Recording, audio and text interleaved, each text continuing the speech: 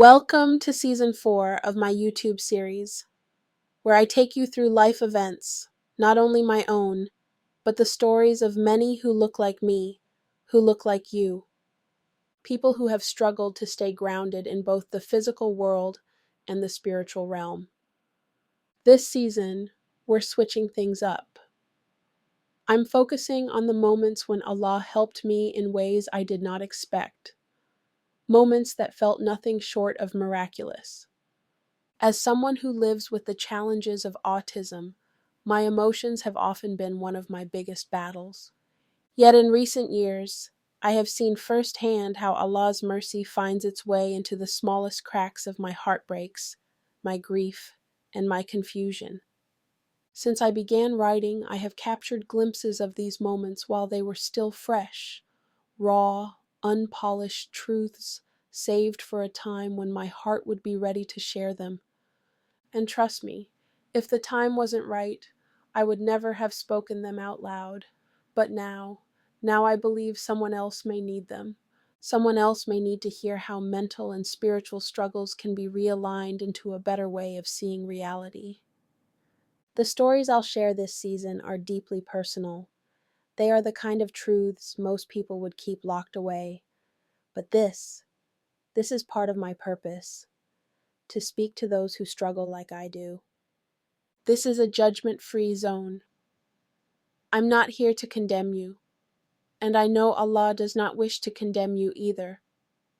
The mercy of Allah often hides in the places we think He has abandoned us. Sometimes the struggle is not a punishment, it's protection. Sometimes He removes you from what's drowning you, not because you were the problem, but because you were worth more than the situation you were in. And He knows you can be better, freer, and safer away from it. With that said, welcome to Season 4, Episode 1. This chapter is called, But He is Pious. Today I am fasting. My heart feels steady yet silent. It no longer aches the way it used to. God is capable of many things. He did not say kun, be, for me to be with the man I wanted. But last night my face bowed to Him. I begged Him for a different kun, to be free from the man He Himself had once allowed into my heart. And Allah said kun. So yes, yesterday I cried over a man, not because I wanted to hold on to him, but because of how he had treated me, not only as a woman, but as a soul. I wanted one thing only, to know if he blamed me for something we both did. I needed to know what lived in his mind when he thought of me. I wanted the truth straight from his soul. I had no right to force someone to reveal their perspective, but the way he violated my thought process, the way he made me feel unseen, pushed me to apply pressure to our situation until the questions inside me were no longer unanswered. I wasn't trying to change him. I was simply curious why the man who acted like a good person in front of others wore such a different face when it was just the two of us. I felt something dark about his nature. I wanted to know if that same darkness shaped his view of me.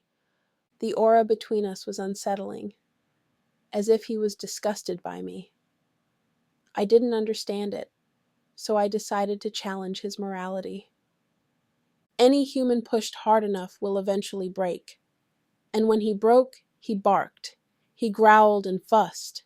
He told close relatives things like, "She wants to be loved by me so badly." He painted me as desperate when I wasn't. In truth, I was pushing him for answers, even though it hurt me, because I needed to understand why this good man turned cold in private, but wore a saint's face in public. And when he finally snapped, there it was, the truth I had been forcing into the light. A month earlier, I had asked him again and again if he wanted to continue with me, and every time he had said yes. But when I said I wanted to marry in a halal way, openly, so everyone would know we were a couple, he vanished. disappeared without explanation. The silence made me question my worth daily. I even began questioning Allah's destiny for me. This man was supposed to be pious. I was following Islam to the best of my knowledge, yet my heart was being dragged through uncertainty. I asked him many times how he viewed me, not because I wanted to beg for his love, but because I didn't want to be hard to get rid of. He gave me nothing but silence. And then one day, out of nowhere, he suggested we stay friends. That sentence flipped a switch inside me. I don't remember all the insults I threw, but I know they were enough to make him bark back and reveal what he really thought of me. You are not woman enough.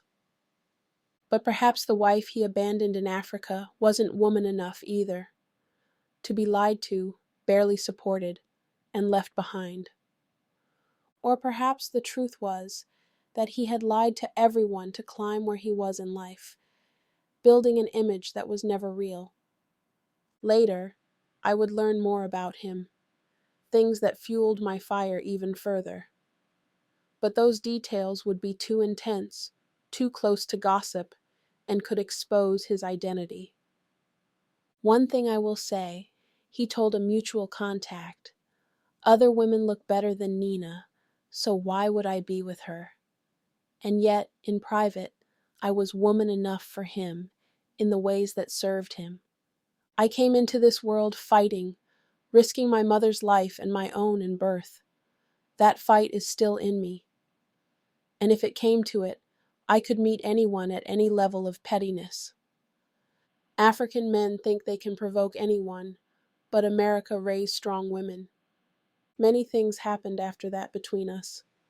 A part of me died again, but as always I rose.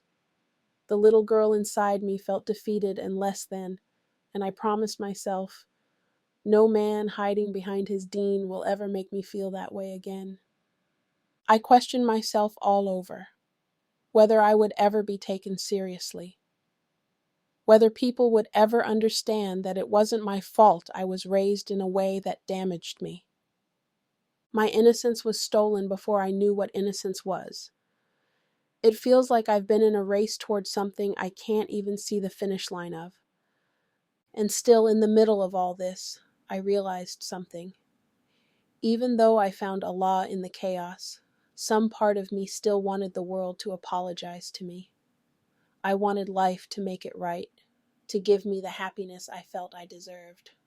At some point, my spiritual senses were sharper than ever.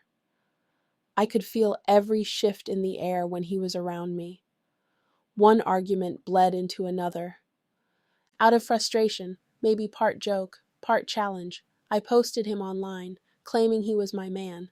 In my mind, if he had other women, they'd respond. And they did. The fallout was immediate. Arguments sparked again. A family member got dragged into the mess. Over time, I stayed with that family member, but she chose his side.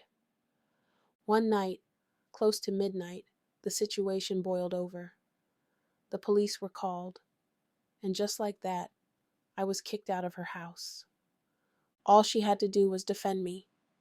He had disrespected me, but she twisted it, making it seem like I was the one who caused harm, the one who was obsessed.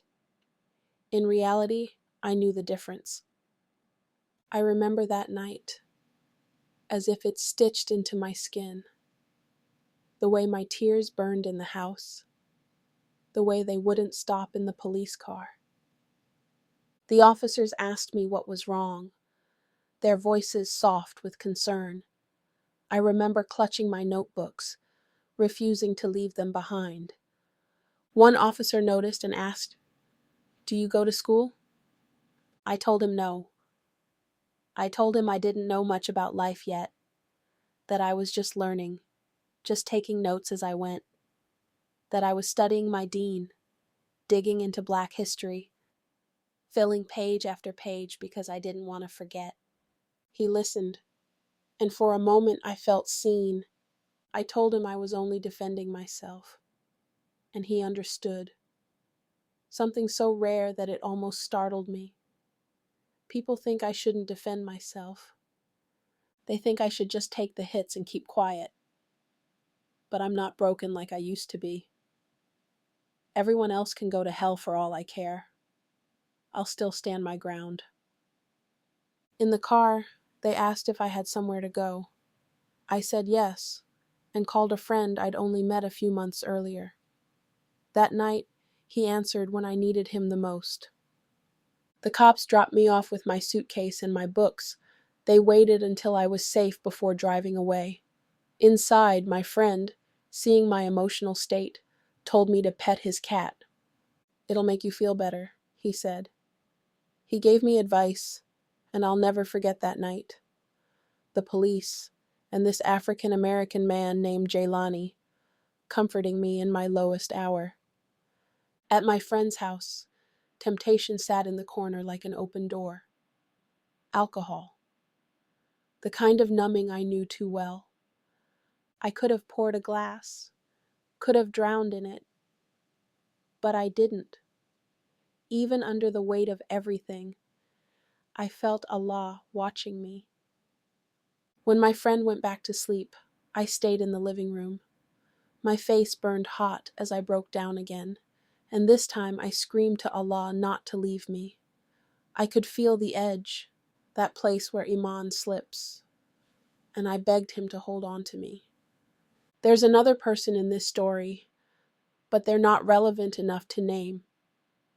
I believe they were messy for involving themselves. That night, I cried because I had chased something of the dunya, only to be hurt. And I wasn't even chasing it with greed. I thought Allah wanted me with him. But when Allah showed me who this man truly was toward me, I crumbled. One thing I couldn't stand was how he kept implying I was begging him. People couldn't see where my anger was really coming from. Yes, I had feelings for him, but feelings are not begging. Many of our problems came from my request for halal marriage. I was new again to practicing Islam, doing everything to the best of my knowledge. And yet, instead of meeting me in halal, he was fine with secrecy for an entire year.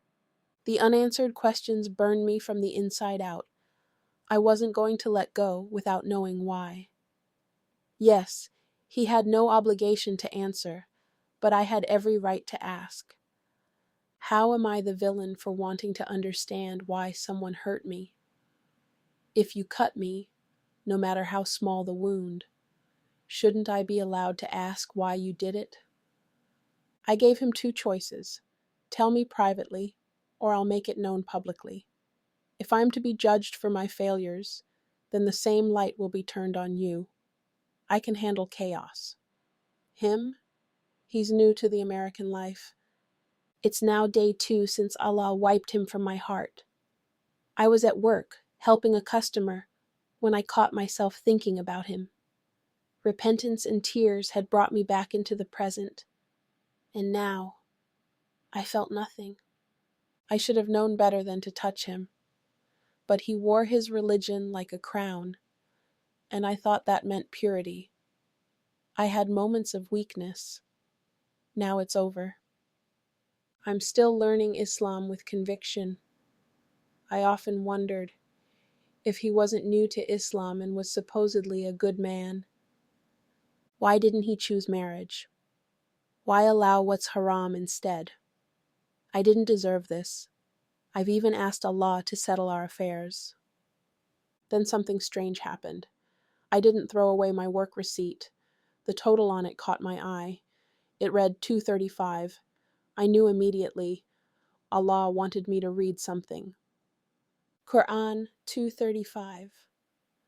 We cautioned, O Adam, live with your wife in paradise and eat freely as you please, but do not approach this tree, or else you will be wrongdoers.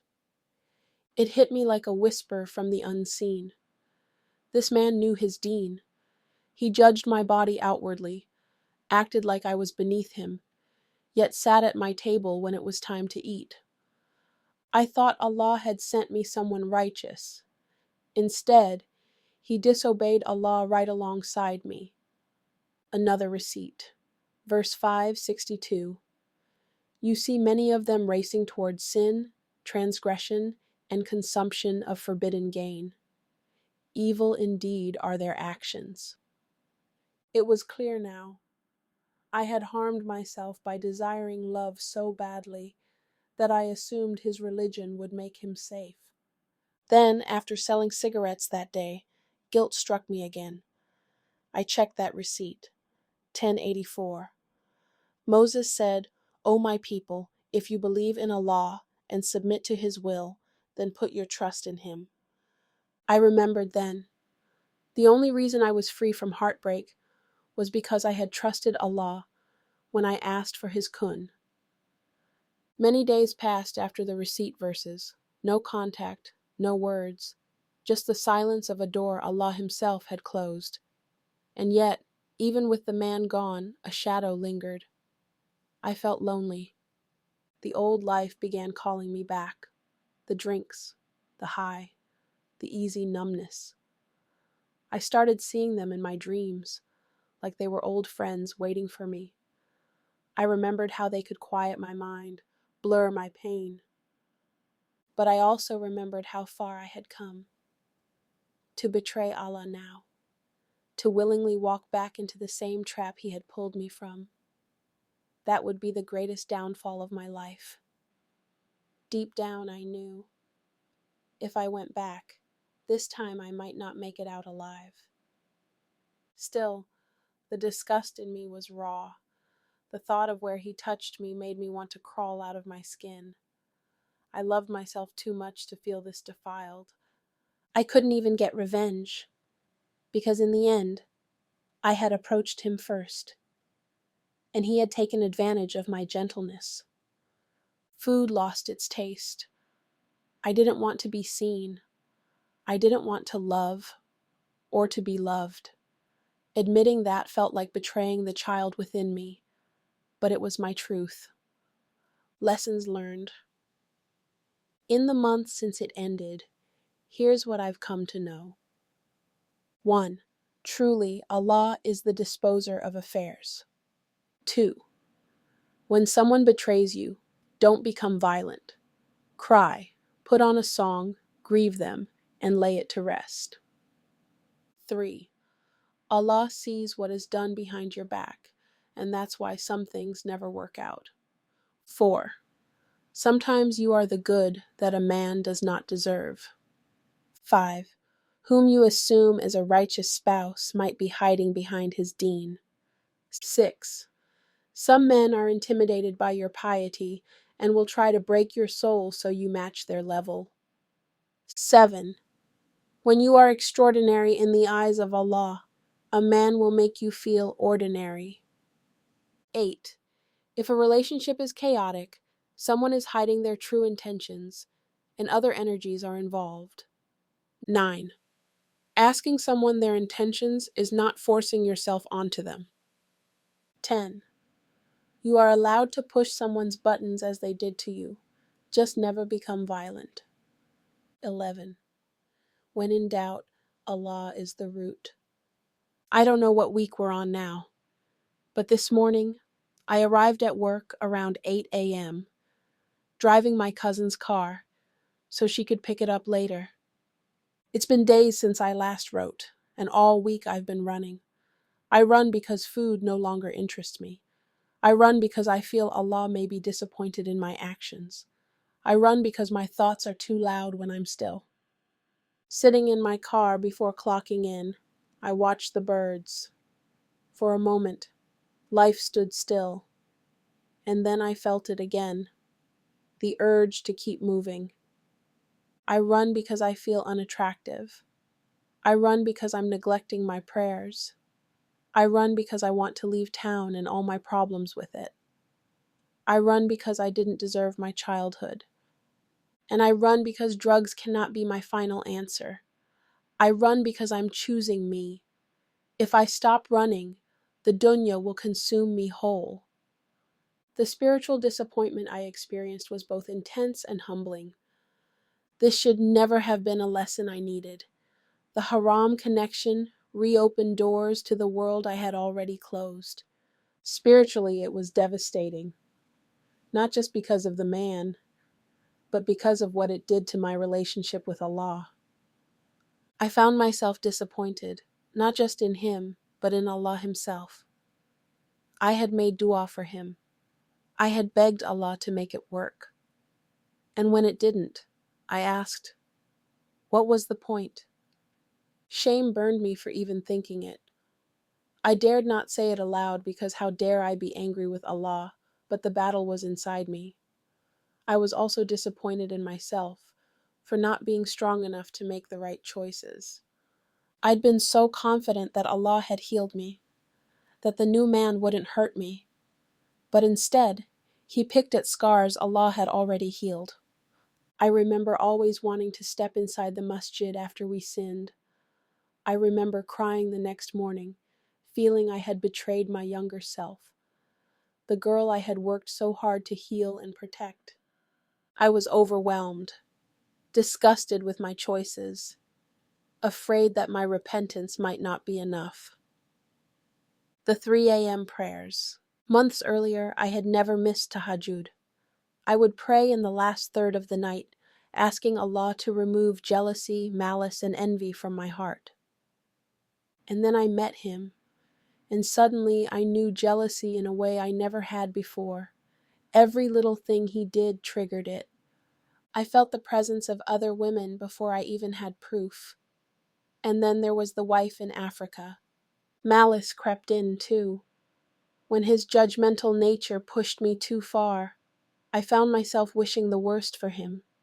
Even envy touched me, and I recognized it for what it was.